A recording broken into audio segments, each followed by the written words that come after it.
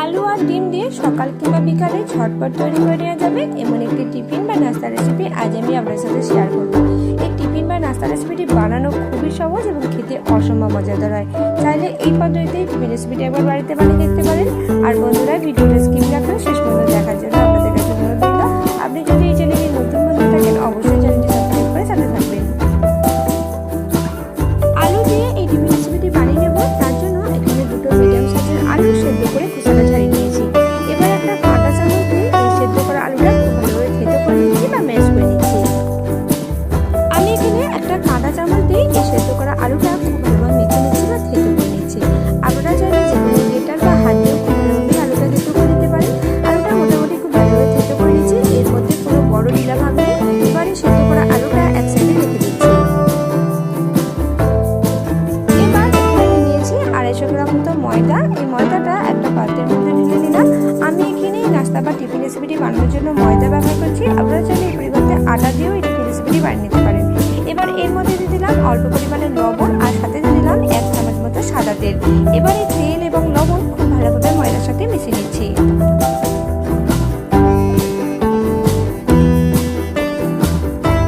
তেল ও লবণ ময়দার মধ্যে খুব ভালোভাবে মিশিয়ে নিলাম। আর আমি এখানে ময়নের জন্য শুধুমাত্র 1 চামচ মতো তেল ব্যবহার করছি।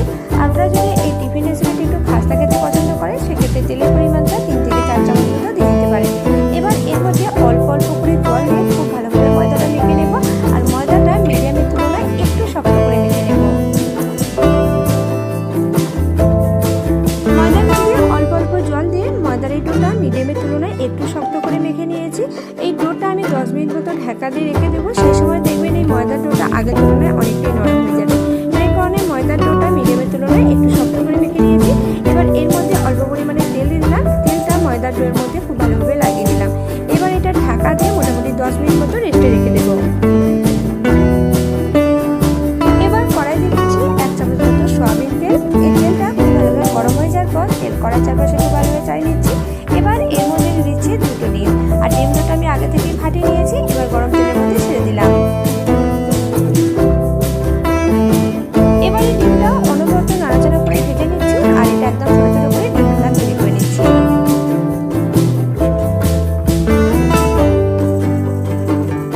ডিম অনবরত নাড়াচাড়া করে ভেজে নিয়েছি। আর দেখুন খুব সুন্দরভাবে ডিম বোনা তৈরি হয়ে গেছে। এবার এই ডিম বোনাটা একটা পাত্রের মধ্যে ঢেলে রেখে দিচ্ছি। এবার কড়াইয়ে আরো 1 চামচ মতো সয়াবিন তেল দিয়েছি। আর তেলটা গরম হয়ে যাওয়ার পর এর মধ্যে দিলাম 1/2 চামচ মতো আদা কুচিটা হালকা করে ভেজে নিচ্ছি।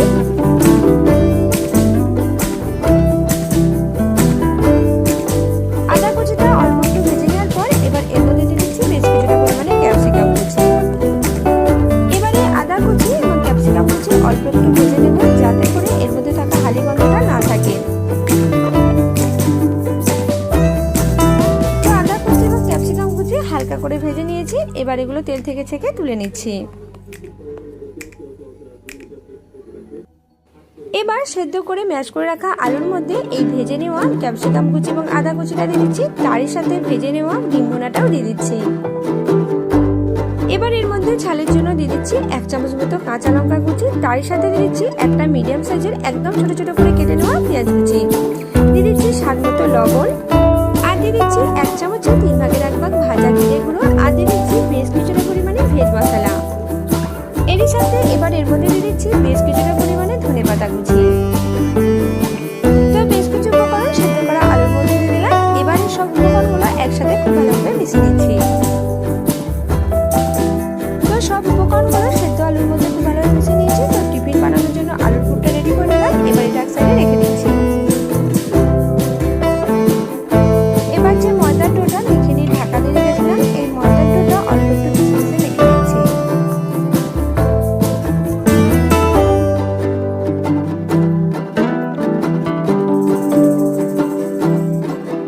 ময়দার এই ডোটা ঠেসে ঠেসে খুব ভালোভাবে মেখে নিয়েছি। এবার এই ময়দার ডোটা চাকির মধ্যে রেখে লম্বাটে করে নিচ্ছি।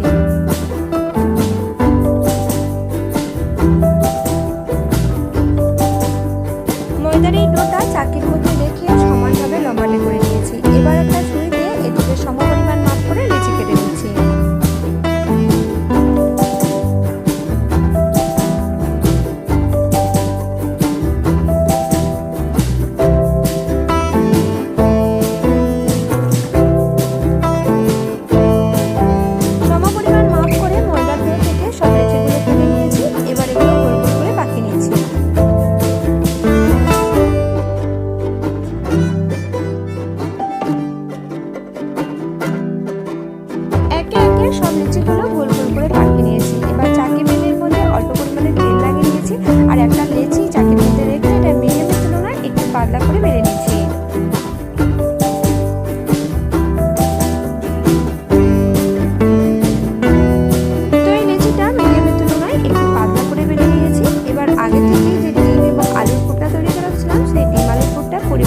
এই লেচির মধ্যে দিয়ে দিচ্ছি।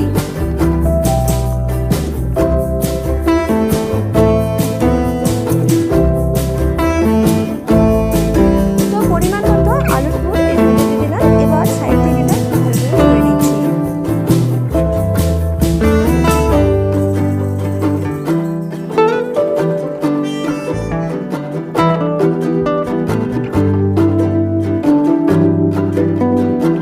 আলুর পুর দেওয়ার পর দু সাইড থেকে এটা খুব ভালোভাবে মুড়ে নিলাম। এবার ওপর সাইডটা অল্প একটু ছেড়ে নিয়ে এটাকে ঘুরে ঘুরে নিচ্ছি। ঘুরে ঘুরে নিতে নিতে ওপর সাইড থেকে ময়দা যে ডোটা সেটা কেটে নেওয়া হয়ে যাবে।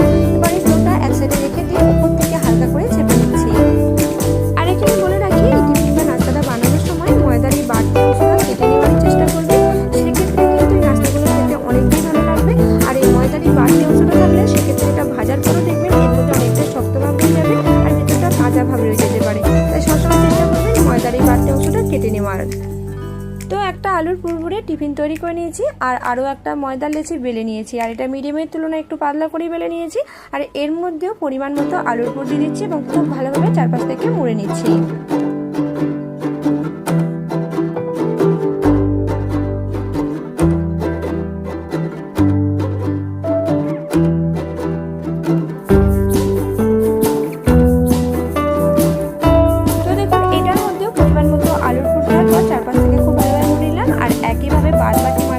কেটে নিলাম।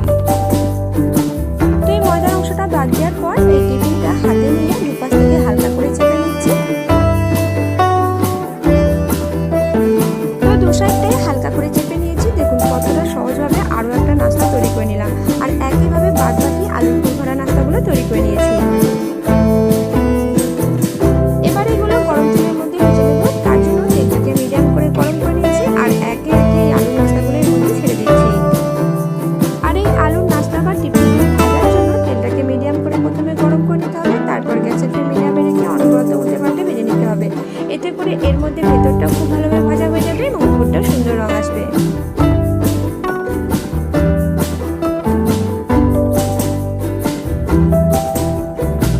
তো গ্যাসের ফ্লেম মিডিয়ামে রেখে পুর ভরা এই আলুর টিফিনগুলো উল্টে পাল্টে খুব ভালোভাবে ভেজে নিয়েছি।